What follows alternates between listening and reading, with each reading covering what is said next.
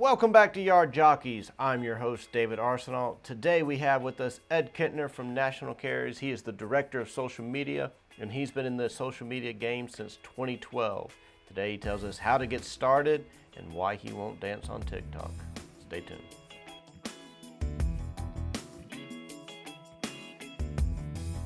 Ed, nice to meet you, but I don't know that the audience has met you, so why don't you tell us your name and where you work and your title.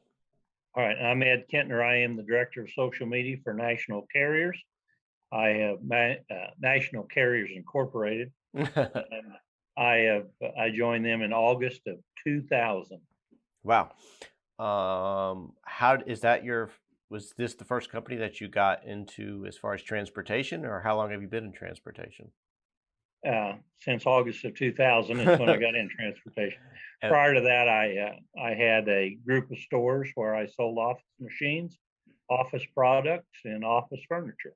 Okay. And what was your first role at National Carriers? They hired me as the Director of Recruiting. Oh, okay. And how long did you do that before you moved into your current role? Well, I've had several roles. Okay. I always tease. I do everything so darn good. They always find something else for me. They go, "Yeah, you did that real good. Let's try this over here." So I started as the Director of Recruiting. I was at 2 or 3 years. We started a truck leasing program. At the time I joined National Carriage as 100% owner operator. Mm-hmm. And if you remember the early 2000s, you're young enough, you may not, but it was a real challenge to grow a fleet with owner operators. Mm-hmm. We started a leasing company. I had some experience in that type of program, and I led that for 7, 8, 9 years. And then we relocated our corporate office from Liberal, Kansas to Irving, Texas. I love Irving, Texas, but I'm a small town guy. I've never lived in a town larger than Liberal, which is 20-some thousand. Mm-hmm. And that's by design. I'm just that guy. So when the business moved down to Irving, I stayed behind, and they allowed me to do several projects, including becoming the Director of Social Media, which in 2012 is when I stepped into that role and have been active in that since. You've been doing it a while. What is National Carriage? You said they were completely owner operator. What is the makeup of the fleet now? Well, now we have morphed, if you will. 500 of our trucks are company trucks. Mm-hmm. 250 are owner operators, and that does include our livestock division, which is nearly 100% owner operator. All right. So let's kind of transition over to 2012 is when you were moved into your role of Director of Social Media. Did you have a lot of experience with social media at that point, or was it scary moving into social media? How did you feel about it? For a small town guy, that's not what you think of for a social media director. Well, in 2000, when I became director of the recruiting, I had started, and in 2000 there wasn't much social media. Right. There was MySpace, if anybody's old enough to remember that. I felt at that time we were spending literally thousands and thousands and thousands of dollars in newspaper ads and magazines, and that's the venue that you use to reach people. Mm-hmm. But as MySpace and later on other channels became available, I was experimenting with those kind of on the side. I'd come from a computer background, not that I did anything other than sell computers in the late 80s. Right. But I could see where the home computer was very advantageous and people were doing more and more with it. So that's kind of how slowly I don't know that I'd say I had my finger on the pulse, but I was very much aware of what was going on in social media. And as it began to grow, my interest continued to bloom, if you will. And I was personally trying to be active in all of it, just seeing, what's going on here. So what was when you took over in 2012, What was the big thing going in 2012? I can't even remember. It was still Facebook. I mean, Facebook? yeah, that was kind of you could tell that was, and Lord, I don't want to mention any because I'll forget some, but uh, there's lots of different platforms out there, and there still Right. are, and there always will be. But the one constant, Facebook, was there at that time, as well as it's continued to grow, and even today, that's where we find our most success because they just have more subscribers than anyone.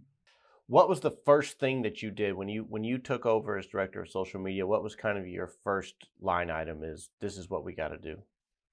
Well, really, the first would have been revamping our landing pages. I mean, just where you look up national carriers, Hmm. get that a little more interactive. And then after that, it wasn't really aimed at recruiting. It was, I'd almost say, retention, just getting the people that knew national carriers, was at national carriers, just getting a conversation started. Right. That was really the starting point of it. Hey, we're out on the road, we're all over, and it's kind of like a coffee shop. How's a good way for us to all sit down, have a cup of coffee, and visit? And that was the beginning point. Well, how'd you do that? How'd you kind of go about getting the conversation started? First of all, I just highlighted, here's, pick any driver. He's been with us for this long. Uh, he lives in this area. You didn't want to give too much away because you didn't want your competitor going in there grabbing your people. But I call it bragging on people. Hey, here's Joe Smith. Joe's been with us this long. He's earned some of these accolades, and say hi to Joe. And then, of course, on the flip side of that, you call Joe and say, hey, Joe, tomorrow we're going to feature you. Yeah. And all of us need that ego boost to know that we're important and that we're recognized for what we do. And so it started out very modestly, not that it's any much more than modest right now, but that was our intention. Just let guys and gals know that we appreciate them and we wanted to recognize them and let others uh, send some accolades, and tell them how much they appreciate what they do. So if we look at 2012, starting 2012, 2022 now, it's 10 years of doing social media. What's changed in 10 years as far as your approach to I got to pay Facebook now if you want anybody to see your ad. it? Yeah, I mean, they definitely are if pay you, to play. yeah, and they are, and they're still the dominant force that we use people. But you mentioned TikTok. You've got other avenues like that. And the interesting thing with TikTok, we started that at the first of the year. I think it has contributed, made us more recognizable to younger folks, Hmm. because what I've seen in our Facebook is the average age used to be uh, kind of that 30 to 42, and then the next biggest group was the 42 to 60 kind of. And now the biggest group is still that 30 to 42, but the second biggest group is our 21 uh, to 30 group. On Facebook? Yeah. And so I think it's helped.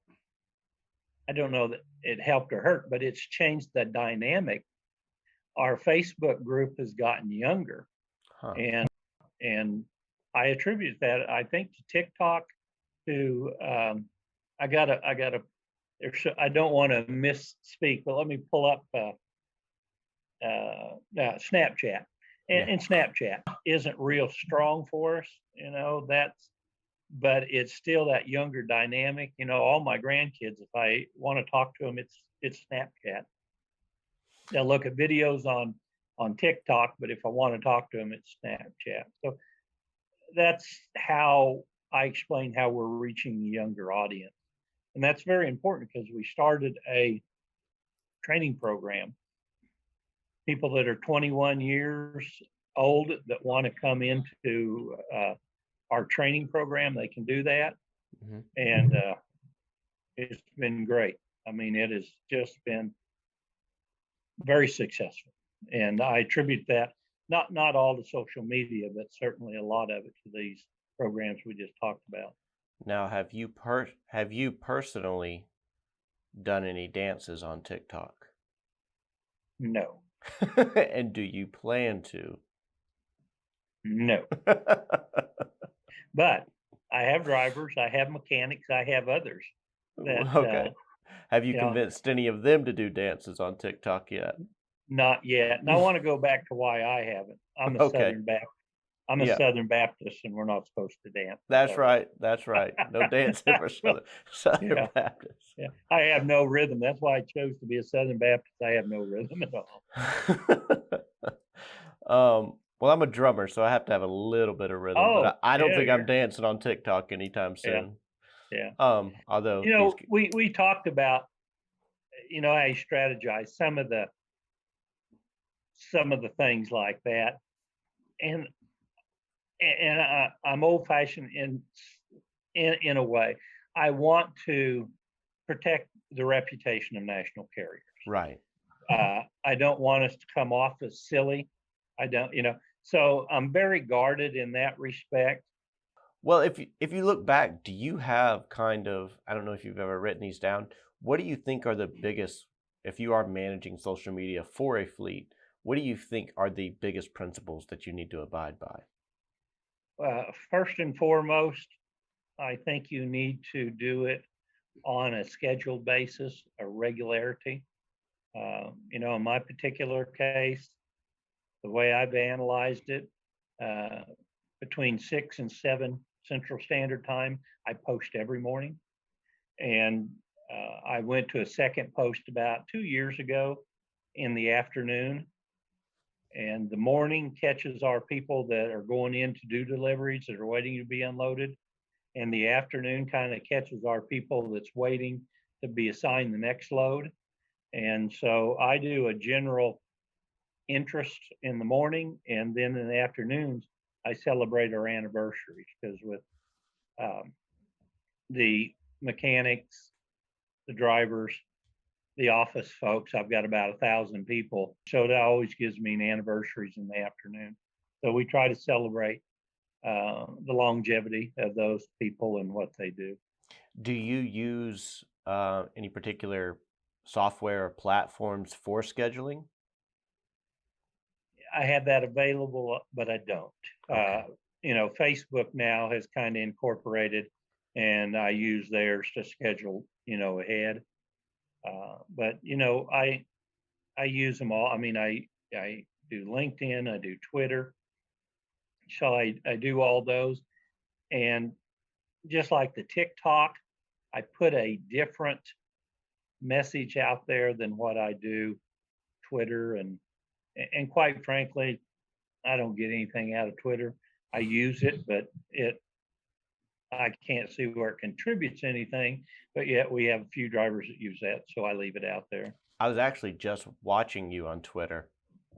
Oh well, I take all that back then. Just about 30 minutes ago, I was watching your live show on Twitter. Live show, yeah, and the live show is a different animal that attracts a different group and following. And I started that in particular to help our retention again.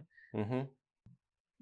But I'm kind of amazed how many drivers that we picked up that, hey, I watched your show, and I think I see how you treat your people. I see you're interested in what they're interested in, and that has really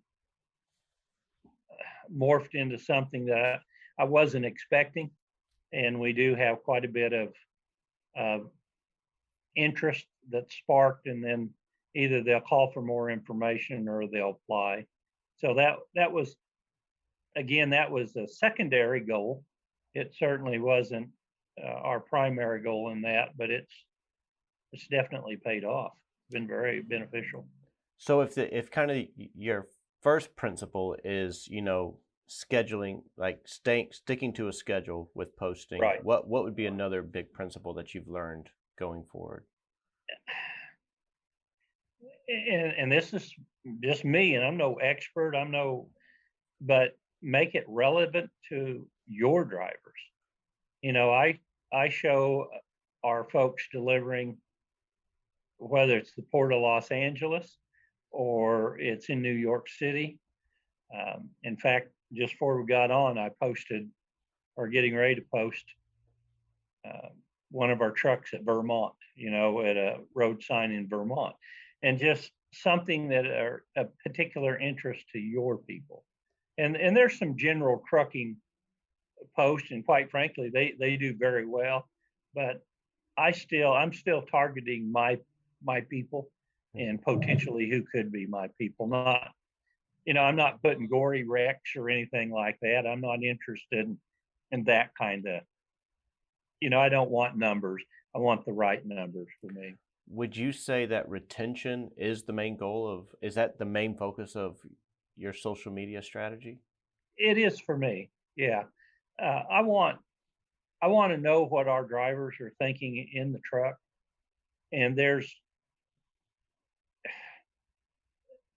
you may have a question as a driver right now while we're talking.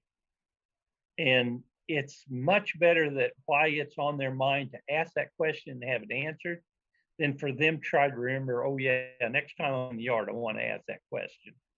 And so it gives us some immediate feedback. Sometimes we get on, for example, weather. A few months ago, we're out there in the middle of the snow and stuff, and so that's the hot topic. And we may have drivers that this is their first winter with national carriers, and maybe where they come from, come hell or high water or knee-deep snow, you need to keep moving. We got that load and it's got to go. And national is not that way. We say you're the captain of your own ship. If you are not safe to proceed, then you pull off. Mm-hmm. And so we had those conversations. We had a lot of new drivers that were participating, and that kind of relieved them a little bit to know that, hey, they make the decision. What we're hauling is very important, but it's nothing that somebody is going to pass away. If, we're not transporting kidneys and hearts for transplant. We're transporting stuff that usually goes into big facilities that are full of that stuff, Right. It's important we get them there on time, but certainly don't risk the public's safety nor ours. Well, in closing, I would say if someone is watching this and they're saying, well, I'm just about to start taking over social media, or I'm kind of in the beginning stages of taking over social media, what would be your advice to them? Just jump in head first. You're going to make mistakes. You're going to find things that work. You're going to find things that fail. Just jump in there and try things. We have a very active YouTube page, and I have content that's completely different on our YouTube than any of our others because it's a different format. It's a longer watch, mm-hmm. Where TikTok, make it for 3 minutes or less, and less is emphasis on that particular venue, where YouTube, will do a 12 or 14-minute video. So just jump in there. It's kind of like swimming. Just be brave, jump off the deep end, and paddle like crazy, man. Just keep paddling. All right. Well, Ed, is there anything that you'd like to promote or plug before we jump off here?